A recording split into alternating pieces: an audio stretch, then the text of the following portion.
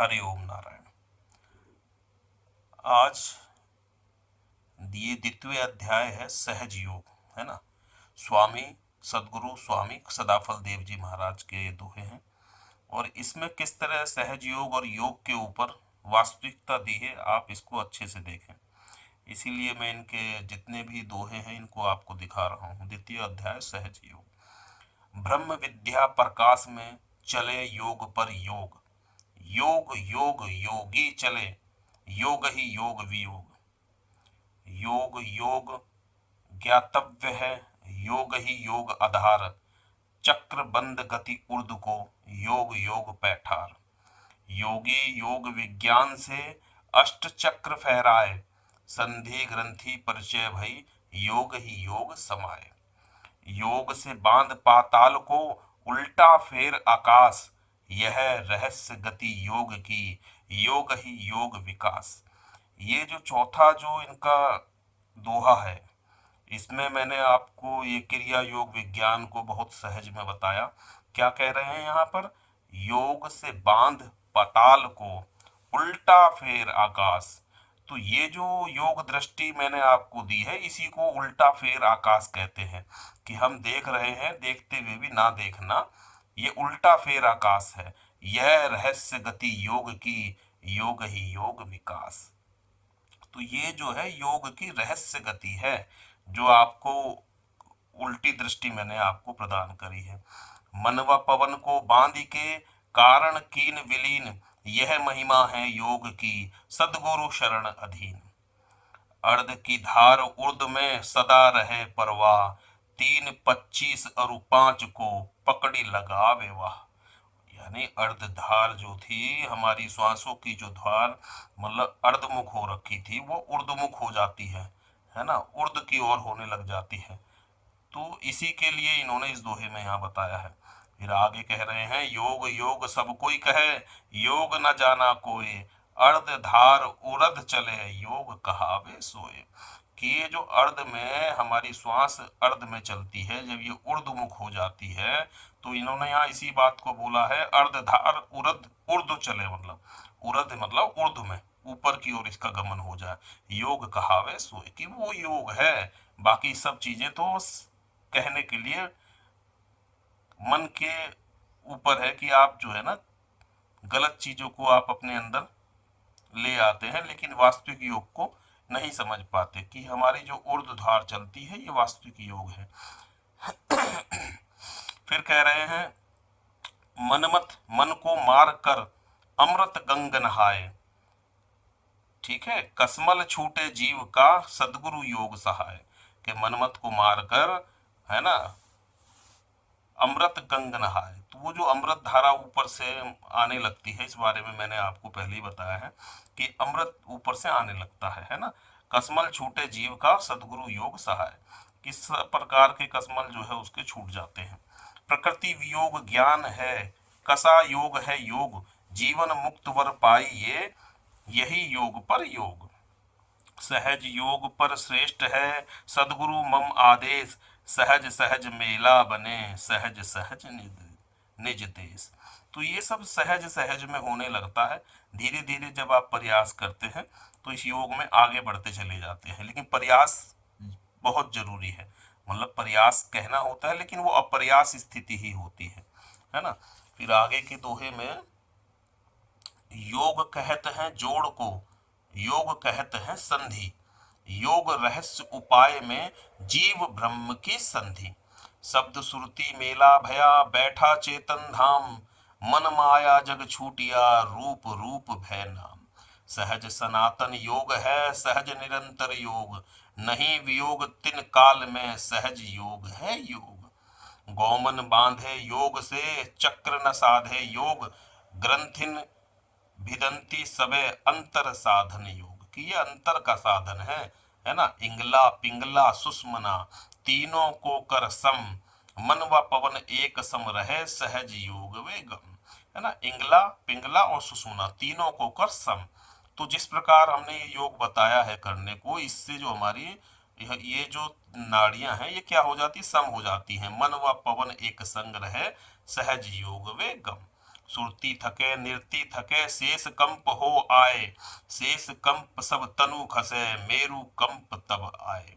है ना, जब हमारी सूरत निरत होकर, यानी कि जब हम उसको देखते हुए भी नहीं देखते हैं तो शेष कंप हो आए, तो वो धीरे धीरे शेष कंप यानी कि कुंडली का उठना ऊपर हो जाता है। शेष कंप सब तनु खसे मेरु कंप तब आए, तो जब ये शेष कंप ठहर जाता है तो मेरु कंप आता है ना। मेरु कंप सागर मिला मायु पाट अपार, दसों दिशा परिपूर्ण है सहज योग तत्व सार। लौ लागी अंतर कसा अंतर अंतर आए, उठे फुहारा सोम का अमृत पियत अघाए। जब लौ लगती है अंतर में तो अंतर अंतर आए, उठे फुहारा सोम का यानी अमृत, सोम यानी अमृत जो है, अमृत पियत अघाए, तो वहां से अमृत टपकने लगता है। तो अमृत पी पी कर अघाए मतलब इतना अमृत आता है कि आप सोच भी नहीं सकते। अनहद बाजा बाजता अक्षर शोर मचाए, अमी बूंद झरी लाई या गगन महल गहराए। अनहद बाजा बाजता है वहां पर, अक्षर शोर मचाए, तो जो अक्षर की जो आवाज है वहां पर आने लगती है। अमी बूंद झरी लाई या गगन महल गहराए, अमी की बूंद झड़ने लगती है और गगन महल जिसमें आप ध्यान लगा ही रहे हैं गहराए, है ना, वो मतलब गहराने लगता है। प्रथमे शोधे पिंड को फिर पीछे ब्रह्मांड, चार शून्य को पार कर अनुभव शब्द अखंड। तो जो अनुभव शब्द अखंड बताया गया है वो उसके लिए देखो आप किस तरीके से बताया। प्रथमे शोधे पिंड को, पहले तो इस विद्या से अपने पिंड को शोधता है, फिर पीछे ब्रह्मांड, है ना, फिर ब्रह्मांड को शोधता है, फिर चार शून्यों को पार कर, जब वो चार शून्य को पार कर लेता है तो अनुभव शब्द अखंड, क्या वहां पे वो अखंड शब्द बाज रहा है लगातार, है ना, उसका कोई नाम नहीं है। जैसे कि कोई आजकल कहते हैं कि मंत्र दे दिया, मंत्र आदि तो कभी भी कबीर साहब ने दिया ही नहीं है, कि मंत्र आदि से ये अखंड शब्द का कोई मतलब नहीं है। कि बहुत से लोग कहते हैं ओम तत्सत, है ना, ओम ओमकार हो गया, अक्षर है ना, फिर सोहम, है ना, अक्षर है, फिर क्या है निअक्षर शब्द यानी वो अखंड शब्द, है ना।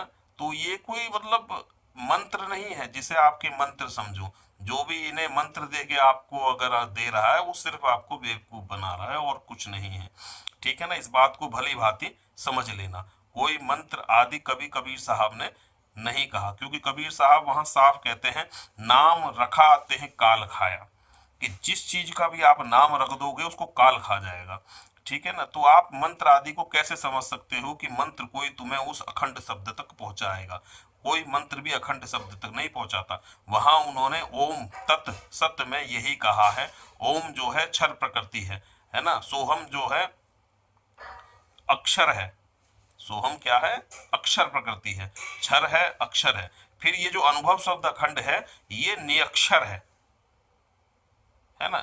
कबीर साहब ने इस निअक्षर के लिए कहा है और कैसे बताया है, कैसे पहुंचना है। देखो इस दोहे में सदगुरु स्वामी सदाफल देव जी महाराज ने बिल्कुल साफ बताया हुआ है। प्रथम शोधे पिंड को, पहले तो अपने पिंड को शोध लो, फिर पीछे ब्रह्मांड को शोधो, ब्रह्मांड को शोधने के बाद जो शून्य में स्थिति होगी, चार शून्य को पार करना पड़ेगा, अनुभव शब्द अखंड, तब जाके वो अखंड शब्द है। बात समझे नहीं समझे।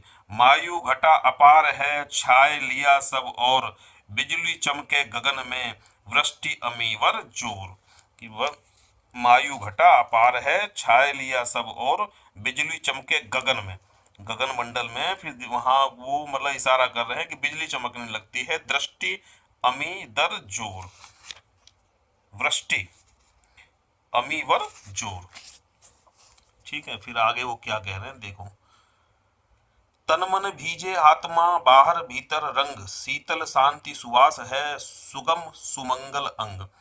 ठीक, अब ये जो दोहे आगे आ रहे हैं इसको बहुत अच्छे से सुनना।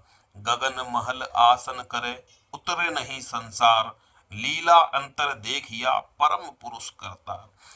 आपको इतनी क्रिया योग की सहज में वो विद्या मैंने आपको प्रदान करी है जिसे आप आज भी नहीं समझ पा रहे, है ना, उसको समझो। गगन महल आसन करे, तो जो वो दृष्टि मैंने आपको बताई है ना संतों की, वो गगन महल है, उस पर आपको आसन लगाना है, यानी वहीं पर आपको स्थिर होना है। उतरे नहीं संसार, लीला अंतर देखिया परम पुरुष करता। तो जब आप वहां पे स्थिरता में उस दृष्टि को लाते हैं तो आप अंतर में प्रवेश करते हैं, ठीक है ना। अंतर, लीला अंतर देखिया परम पुरुष करतार, कि उस करतार की मैंने लीला अपने अंतर में देखी। पूर्ण ज्ञान प्रकाशिया जागा योग अनंत, कि पूर्ण ज्ञान प्रकाशिया जागा योग अनंत, वो अनंत योग आपका जागेगा। वायु अहिफन मार कर, ठीक है ना, वायु अहिफन मार कर पहुंचे बिरला संत, के वायु का जो प्रभाव है उसको भी मारकर वहां बिरला संत पहुंचता है। 5-25 बांधिया उल्टा योग विधान, त्रिगुण भाव भावी गया महिमा योग महान। ये जो 5-25 जो प्रकृति जो बताई है ना, उल्टा योग विधान, त्रिगुण भाव भावी गया महिमा योग महान। मणि प्रकाश अहि चरत है सुरती मणि में लाग, पलक एक बिछुरे नहीं सहज योग रत जाग। क्या कह रहे हैं, एक पलक भी वहां से बिछुड़ना नहीं है आपको, है ना। जहां आपको ध्यान की विधि बताई है वहां से एक पलक भी बिछुरे नहीं, सहज योग रत जाग, कि भैया सहज योग रत उसमें जागो। सहज योग अति दुर्लभ है, क्या कह रहे हैं यहाँ पर देखो, सहज योग अति दुर्लभ है, सहज सहज में होए, अति दुर्लभ योग है लेकिन सहज सहज में होए। चलत फिरत चलते फिरते छूटे नहीं, अंतर दृष्टि समोए, तो वो आपकी दृष्टि अंतर दृष्टि में हो जाती है ना, और वो चलते फिरते भी नहीं छूटती है। ये ऐसा योग है, ऐसा सहज योग है। कबीर साहब ने जो सहज योग बताया वो यही सहज योग है।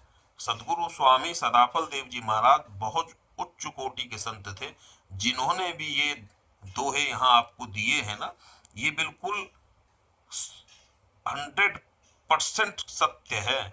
जो उन्होंने अपने अनुभव के अनुसार ये लिखा हुआ है ये बिल्कुल सत्य है, इसमें एक भी परसेंट कहीं झूठ नहीं है। वो इतने बड़े योगी थे, क्योंकि इतनी जो बातें, क्योंकि मुझे भी अनुभव है, जब मैं इन दोहों को पढ़ता हूँ तो ये पता लगता है कि ये बहुत उच्च कोटि के संत थे, जिन्होंने ये बातें लिखना कोई आसान कार्य नहीं था।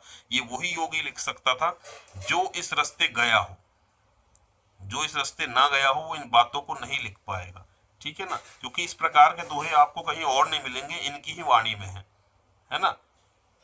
और अगर मिलते भी हैं तो कबीर साहब, गुरु नानक, जो हमारे बहुत उच्च कोटि के संत हुए हैं, उनकी वाणियों में आपको मिल जाएंगे। सहज योग अति दुर्लभ है, सहज सहज में होए, चलत फिरत छूटे नहीं, अंतर दृष्टि समोए। योग रूप आत्म बने, मनन विवेचन आप को भूलिया, मगन निरंतर माप।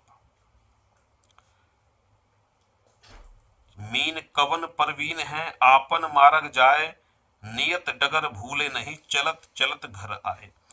तो ये मीन मार्ग के बारे में बताया हुआ है कि मीन कवन परवीन है, आपन मार्ग जाए, है ना, नियत डगर भूले नहीं, वो जल में चलती रहती है, अपनी डगर कभी नहीं भूलती, चलत चलत घर आ जाती है अपने।